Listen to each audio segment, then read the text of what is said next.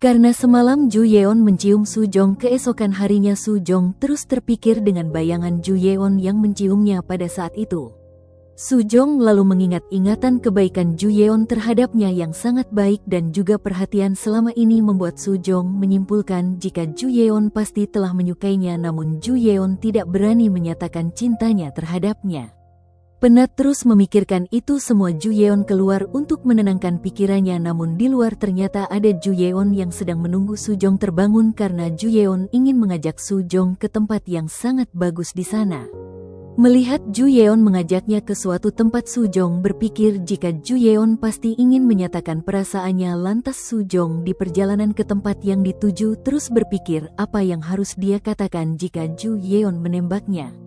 Sesampainya di tempat yang dituju, Su Jong merasa kesal karena bukannya Ju Yeon menyatakan perasaannya di sini, Ju Yeon malah menyuruh Su Jong minum air murni di pegunungan. Setelah itu mereka kembali ke rumah Nenek Jisok.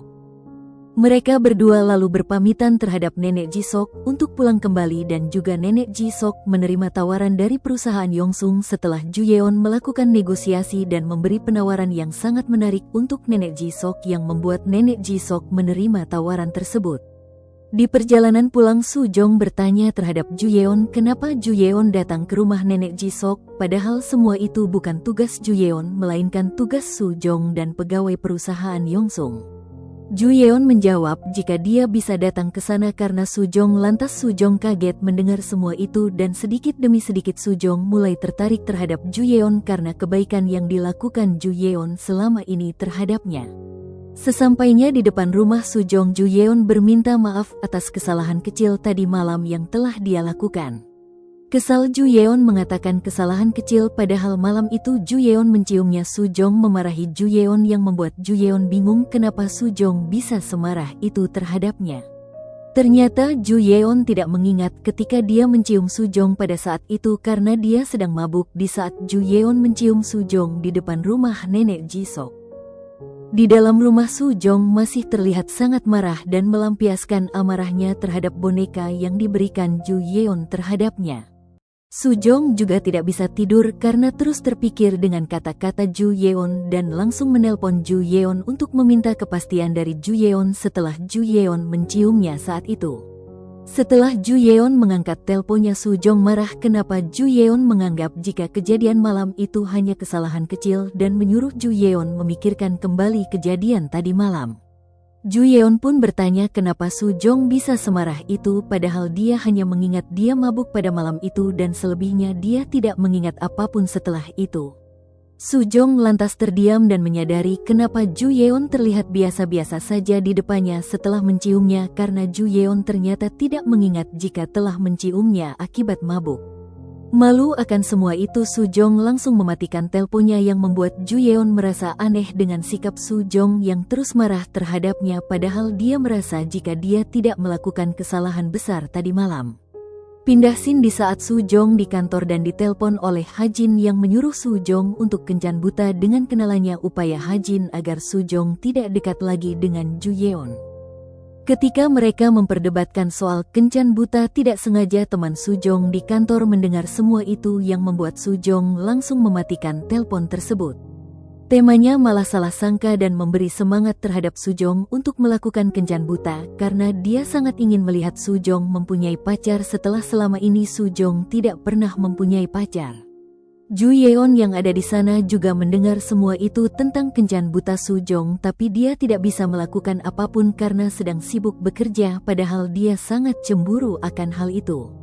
Di ruangan kerjanya, Ju Yeon merasa jika selama ini dia telah melupakan tujuannya yang ingin menjadi pemilik Yongsung agar neneknya mengakui keberadaannya, tapi setelah sebertemunya dia dengan Su Jong, Ju Yeon merasa dirinya telah membuang waktu untuk mendekati Su Jong selama ini. Ju Yeon lantas kembali ke tujuannya dan mencoba tidak mendekati Su Jong lagi karena Ju Yeon juga tahu Su Jong akan kencan buta dengan orang lain setelah dia tadi tidak sengaja mendengar semua itu. Hari-hari pun berlalu dengan Ju Yeon sekarang bersikap sebagai atasan Su Jong di kantor dan tidak lagi mendekati Su Jong seperti biasanya, dan Su Jong juga menyadari semua itu jika Ju Yeon sekarang terlihat acuh terhadapnya. Anehnya Su Jong terlihat sangat kesal dengan sikap Ju Yeon seperti itu. Sepertinya Su Jong telah menyukai Ju Yeon. Sayangnya Ju Yeon sekarang ingin fokus dengan tujuannya, bukan tentang perasaannya lagi. Menyadari jika Ju Yeon seperti ingin menjauhinya, Su Jong menelpon Ha Jin dan memberitahu Ha Jin jika dia ingin melakukan kencan buta dengan kenalan Ha Jin agar Su Jong tidak terus memikirkan Ju Yeon. Betapa senangnya Ha Jin mendengar semua itu, dan juga Shin Wo yang sedang bersama Ha Jin ikut senang akan hal tersebut.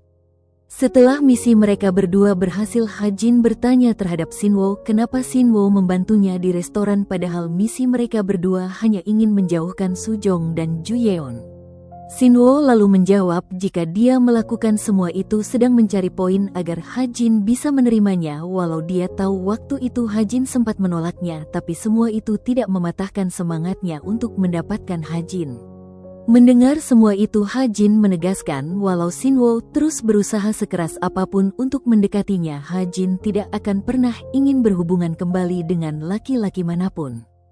Shin Wo terdiam dan merasa putus asa, menyadari jika sepertinya Ha Jin tidak akan pernah dia dapatkan walau sekeras apapun dia berusaha, karena Ha Jin tidak ingin berhubungan kembali dengan laki-laki manapun termasuk dirinya.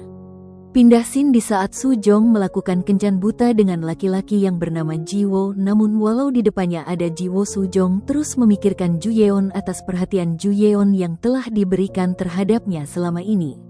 Ji Wo di sini sebenarnya menyadari ada yang aneh terhadap Su Jong, tapi dia mencoba melakukan sesuatu agar Su Jong tidak murung di depannya, dan Ji Wo lalu mengajak Su Jong jalan-jalan untuk menyairkan suasana.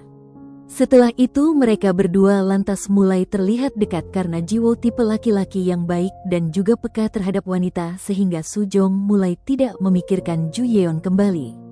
Pindah ke Ju Yeon yang sedang memikirkan Su Jong karena Ju Yeon tahu malam ini adalah malam kencan buta Su Jong, tapi Ju Yeon mencoba tidak peduli akan hal itu karena dia ingin fokus dengan tujuannya, bukan perasaannya. Namun sekeras apapun Ju Yeon mencoba tidak peduli, Ju Yeon terus terpikir dengan bayangan ketika dia berduaan dengan Su Jong, dan akhirnya Ju Yeon mengingat ingatan ketika dia mencium Su Jong malam itu yang membuat Ju Yeon kaget karena dia telah mencium Su Jong. Pindah kembali ke Su Jong yang akan berganti baju pemberian dari Ji Wo, tapi ketika dia masuk ke ruangan ganti, di dalam ada Ju Yeon yang telah menunggu Su Jong masuk. Ju Yeon lalu memberitahu Su Jong jika dia telah mengingat semuanya jika malam itu dia mencium Su Jong. Lantas Su Jong kaget karena Ju Yeon telah mengingatnya, apalagi sekarang di luar ada Ji Wo yang menunggunya. Tidak lama tiba-tiba ada orang yang akan membuka pintu ruangan tersebut yang membuat mereka berdua tidak tahu apa yang harus mereka lakukan agar Ji Wo tidak melihat mereka berdua di dalam berduaan, apalagi sekarang Ju Yeon berpenampilan memakai pakaian seperti itu dan harus menyembunyikan penampilan dan sikap aslinya dari siapapun.